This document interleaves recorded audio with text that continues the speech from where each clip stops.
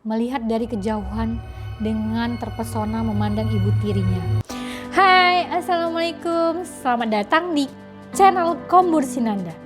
Hari ini aku akan menceritakan tentang seorang remaja yang ahli racun yang menjadikan orang tuanya sebagai bahan percobaan. Orang tuanya jadi bahan percobaan, boy. Tapi sebelum aku mulai ceritanya, kalian bolehlah klik dulu tombol like, tombol komen, subscribe, dan jangan lupa klik tombol lonceng agar kalian tidak ketinggalan notifikasi video aku selanjutnya. Oke?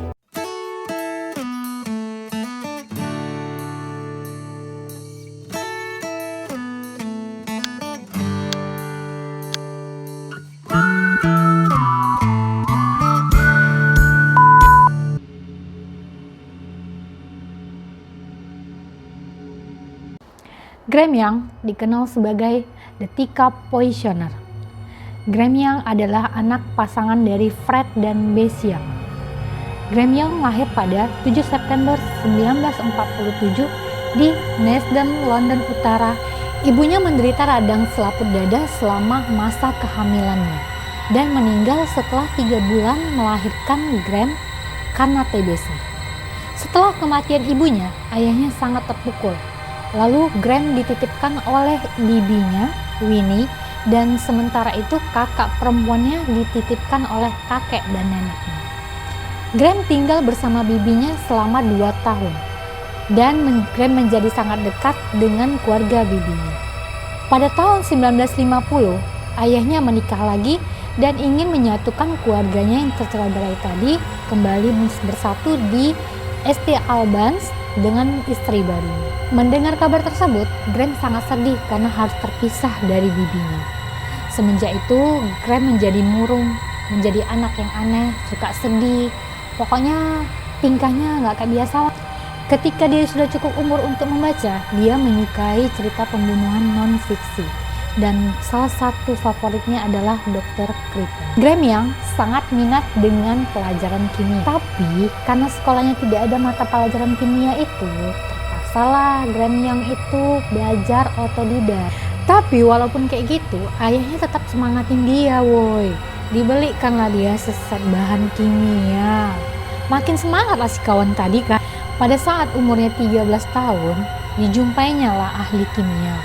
Ngaku dia umurnya 17 tahun, biar dia dapat ilmu yang lebih dalam lagi tentang kimia untuk penelitiannya. Jadi diraciknya racun tadi. Korban pertamanya adalah teman sekolahnya bernama Christopher William. Muntah-muntah lah Christopher William tadi dikasih racun sama si Graham. Muntah, pening, kram kepalanya. Terus dibawa ke medis. Orang medis pun nggak tahu itu racun jenis apa, saking pintarnya si Graham itu meracik racun. Dan lebih beruntung yang lagi, temennya itu Christopher William selamat dari racun si kawan itu. Dipantaunya lah si kawan tadi kan, kenapa nggak berhasil racun kuingnya, kok nggak bisa mati. Nah, jadi dia berpikir lagi siapa lagi korban berikutnya. Dan berpikirlah dia di keluarganya untuk jadi korban berikutnya. Pada awal 1961, diracuninya lah ibu tirinya. Ditanya bapaknya lah sama Graham Young, kok racuni ibu tirimu? Graham Young bersikeras dengan tidak melakukan tindakan itu. Terkait tuduhan ayahnya terhadap Graham, Graham juga merasakan sakit yang sama seperti ibu tirinya akibat kelalaiannya. Pada bulan November 1961, kakaknya Graham yang bernama Winnie juga keracunan. Tapi kembali lagi ayahnya mencurigai Graham. Namun ayahnya tidak mengambil tindakan apapun. Dan pada tanggal 21 April 1962, ayahnya menemukan ibu tirinya tergeletak kesakitan di kebun belakang rumah mereka. Dan si Graham melihat dari kejauhan dengan terpesona memandang ibu tirinya. Dalam hatinya kayak gini, berhasil rupanya racunku itu ya. Dan pada saat itu juga ibunya dilarikan ke rumah sakit dan meninggal pada malam itu juga. Setelah kematian Molly, ayahnya sering mengalami kram dan pening kepala. Dan kondisi ayahnya pun semakin buruk. Lalu ayah dilarikan ke rumah sakit dan dokter mendiagnosis penyakit ayahnya bahwa ayahnya keracunan jenis antimoni. Dan beruntungnya lagi, ayahnya masih selamat dari eksperimen racun anaknya. Guru sekolahnya pun menghubungi polisi karena guru sekolahnya menemukan bahan-bahan racun di meja sekolahnya Graham. Akhirnya Graham dikirim ke psikiater polisi, di mana pengetahuan ensiklopedis racunnya menjadi jelas. Dan Graham ditangkap pada 23 Mei 1962. Akhirnya dia mengakui sudah meracuni ayahnya, kakaknya, dan teman sekelasnya. Tapi dia tidak mengakui sudah meracuni ibu tirinya, karena semua buktinya sudah dimusnahkan si kawan itu. Jadi pada saat itu, dia adalah narapidana termuda di umur 14 tahun pada tahun 1962. Tapi walaupun di penjara, dia tidak patah semangat. Dia malah meracunin teman satu selnya. Dan akhirnya teman satu selnya itu yang bernama John meninggal dunia. Lalu Graham mengakui bahwa telah meracuni teman satu selnya itu. Namun pihak polisi tidak percaya.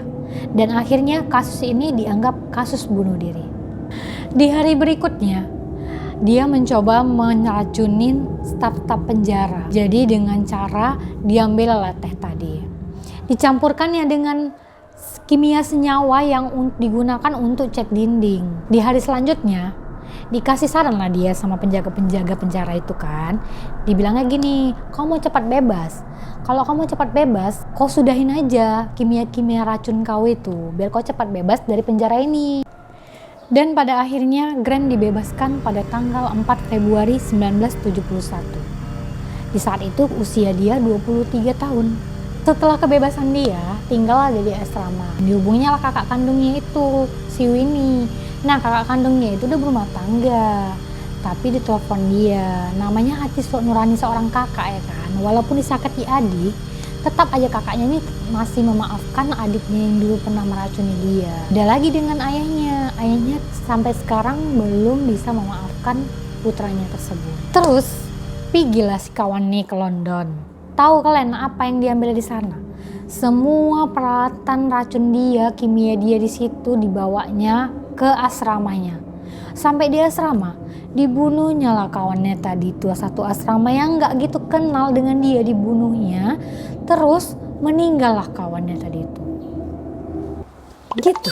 Setelah kematian temannya, Graham menemukan pekerjaan sebagai penjaga toko di John Headland Laboratorium Fotografi, di mana perusahaan ini sering menggunakan bahan thallium yang digunakan untuk proses fotografi. Nah, di saat dia bekerja, disuruhlah dia buat teh dan kopi untuk rekan kerja dan bosnya. Tidak lama kemudian, bosnya yang bernama Bob Eagle berumur 59 tahun mengalami kram dan pusing. Dan anehnya lagi, dokter di situ menyatakan itu disebabkan oleh virus lokal sebagai Bovingdon karena gejalanya sama dengan sejumlah anak sekolah setempat. Beberapa pekerja di laboratorium itu mengalami gejala yang serupa, tapi tidak separah si Bob. Yang anehnya, penyakit itu jika libur tampak pulih, tapi kalau dia kerja makin menjadi-jadi dari sebelum-sebelumnya. Dan pada akhirnya si Bob dirawat di rumah sakit setempat dan dia meninggal pada tanggal 7 Juli 1971. Penyebab kematiannya tercatat sebagai pneumonia. Susah kali pun. Nanti ku catat lah ya di sini ya apa penyebabnya ya. Dan rekan kerjanya yang bernama Biggs yang berumur 60 tahun juga mengalami gejala sama seperti si Bob. Dan meninggal pada tanggal 19 November 1971 dengan rasa sakit yang sangat luar biasa. Sekitar 70 karyawan mengalami gejala yang sama seperti Bob dan Biggs.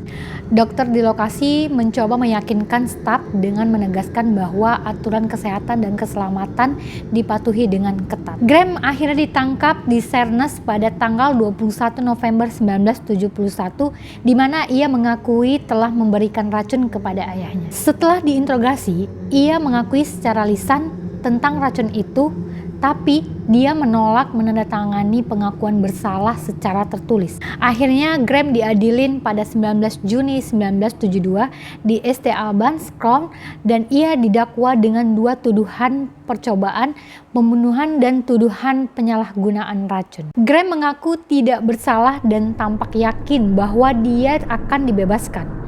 Dan dia menepis tuduhan bahwa dia yang meracuni Bob dan Biggs.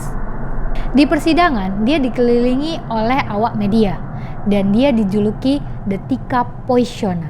dan dia dinyatakan bersalah atas semua tuduhan pada tanggal 29 Juni 1972, menerima hukuman seumur hidup. Akhirnya Graham meninggal di selnya di Parkhurst pada 1 Agustus 1990 dalam usia 42 tahun.